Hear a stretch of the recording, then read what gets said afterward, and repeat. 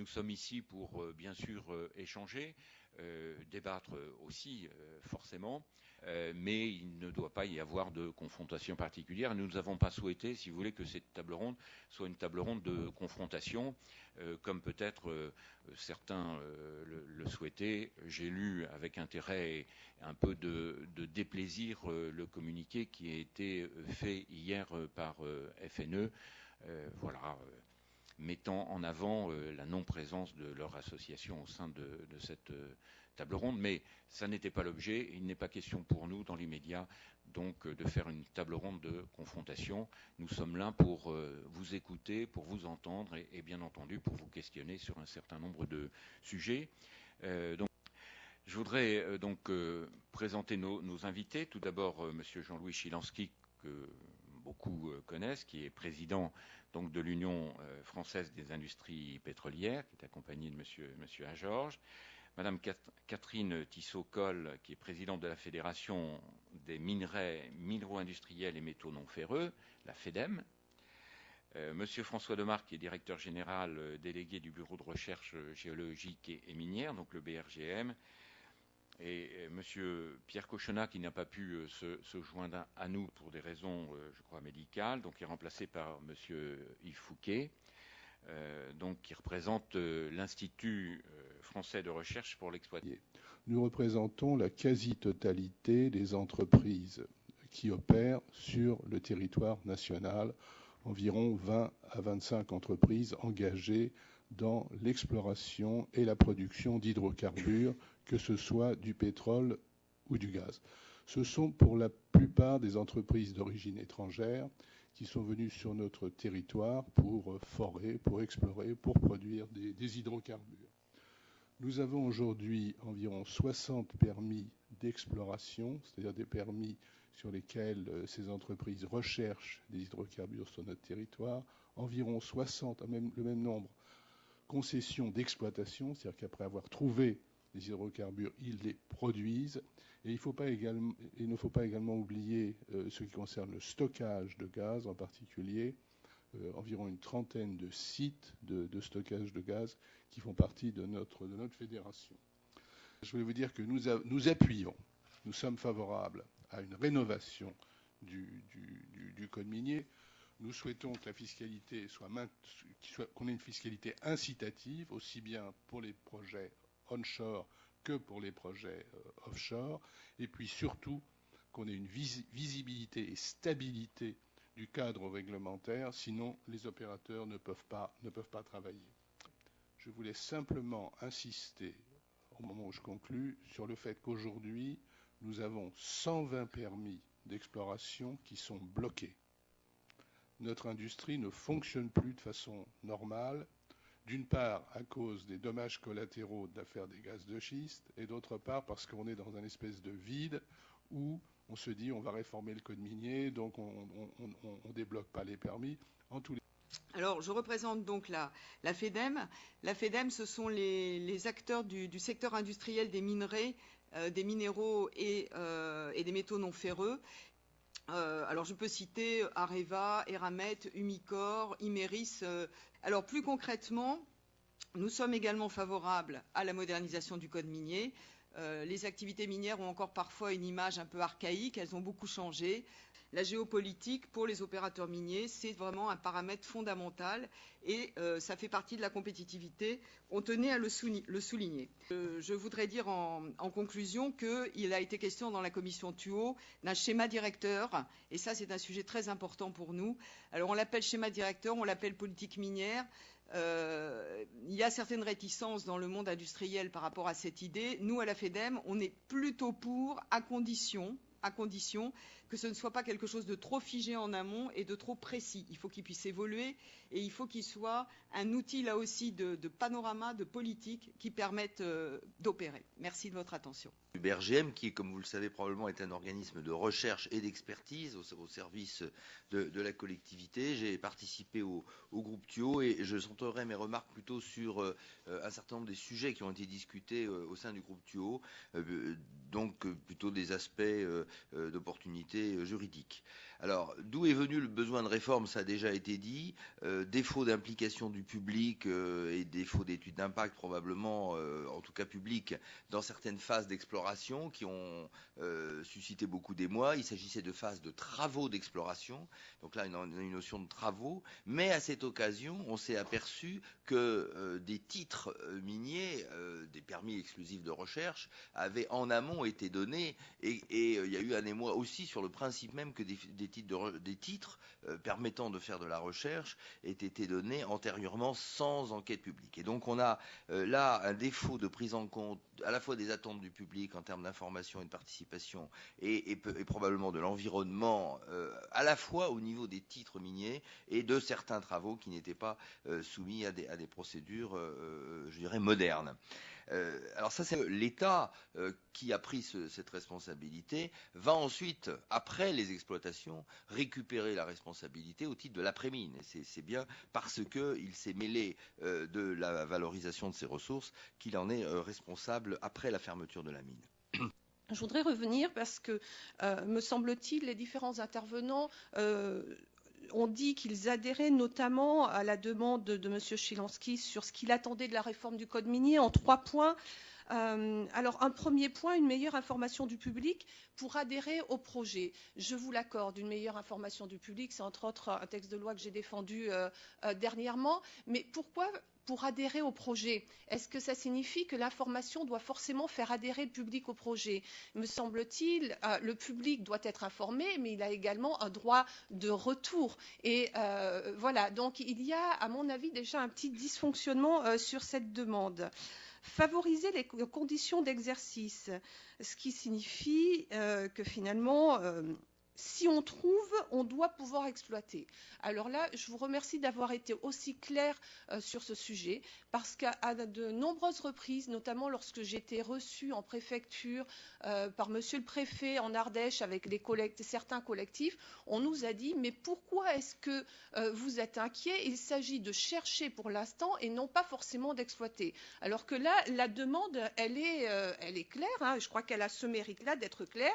Si nous trouvons, nous voulons et nous demandons d'exploiter, c'est en tout cas une demande que nous faisons dans le cadre de cette réforme.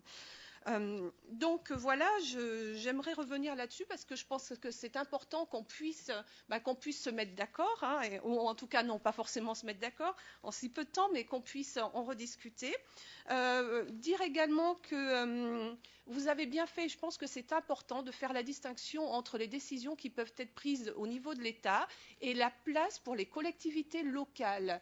Parce que sans aller jusqu'à dire, et je ne voudrais pas donner le sens qui n'est pas celui que je voudrais donner à mon intervention, nous ne sommes pas là pour dire, et je ne suis pas là pour dire, il est urgent de tourner la page, le modèle que nous connaissons à l'heure actuelle, c'est du passé. Je défends l'idée de transition énergétique, j'y adhère. En même temps, je sais qu'il va falloir du temps, donc il ne s'agit pas de remettre en question un équilibre économique, mais ce que je ne voudrais surtout pas, c'est que ça nous empêche d'en installer un nouveau.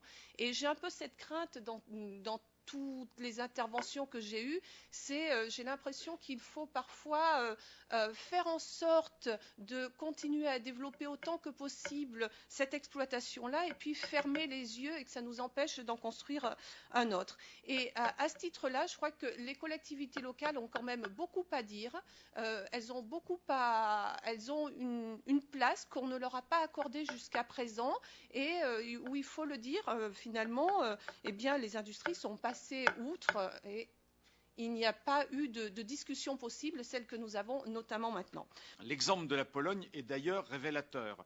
La Pologne, ça devait être l'Eldorado du gaz de schiste. La Pologne, c'est plus rien du tout puisqu'on s'est rendu compte qu'il n'y avait pas ou peu de réserves. L'Ifremer relance des inventaires avec des sociétés privées. Pourquoi pas si l'argent public n'y est plus? Mais à qui appartiennent ces données? Est-ce qu'elles peuvent être sur Open Data ou pas? Et auquel cas, je pense qu'il y aurait peut-être beaucoup de fantasmes qui tomberaient si ces données-là, elles pouvaient être publiques et elles pouvaient être discutées. Je voudrais revenir sur un problème qu'on a découvert en Guyane. L'État a donné un permis d'exploration sur un certain périmètre.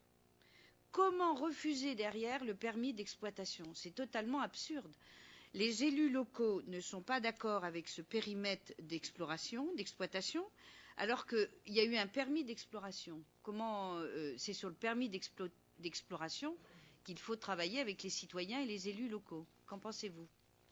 La réforme du code minier, dont les grandes lignes ont été annoncées en septembre 2012, a pour partie comme objectif de mettre en conformité le code minier, donc ce code, avec les principes de la charte de l'environnement. La délivrance donc des futurs permis sera donc liée à la prise en compte de ces enjeux environnementaux. Et je voudrais poser la question non pas des permis qui sont bloqués, mais qu'en sera-t-il pour les permis déjà délivrés? Merci. Valérie Lacroute. Moi, c'est plus une question locale sur un permis qui a été délivré en 2012. Je suis députée de Seine-et-Marne, un département très prisé par les grandes compagnies pétrolières ou d'exploitation de gaz de schiste, puisque pas moins de 7 autorisations de travaux miniers ont été délivrées par la préfecture, ce qui représente 1/10 des autorisations nationales. Dans le sud de ce département francilien, constitué essentiellement de zones rurales et agricoles, une autorisation a été délivrée à la commune de Nonville pour un forage vertical de reconnaissance des couches géologiques devant s'opérer entre 1500 et 2500 mètres. Les élus des 2 communautés de communes, bien évidemment, sont particulièrement inquiets du déroulement des prochains travaux et des moyens qui seront utilisés pour la mise en œuvre de ce forage. Plusieurs facteurs d'analyse et d'appréciation sont en effet à prendre en considération avec l'existence sur ces terres de sources et de zones humides situées pour certaines à tout juste 100 mètres des plateformes. Ces sources ont la particularité d'être en liaison avec la rivière Le Lunin, un cours d'eau affluent du Loing, qui est la zone de captage première de la Société des eaux de la ville de Paris. Je souhaiterais donc savoir quelles sont les prescriptions techniques qui encadrent ces travaux dans ces zones de secteurs humides et de sources et quelles sont les mesures de protection et de surveillance qui sont mises en œuvre sur ces aquifères d'eau douce. Je pense que ces questions... Vous avez dit tout à l'heure que l'État était propriétaire du sous-sol. Bon. Et là, ça m'interpelle parce que l'État n'est pas véritablement propriétaire du sous-sol. Si vous prenez le tréfonds, l'article 552 du Code civil dit que la propriété du sol emporte la propriété du dessus et du dessous.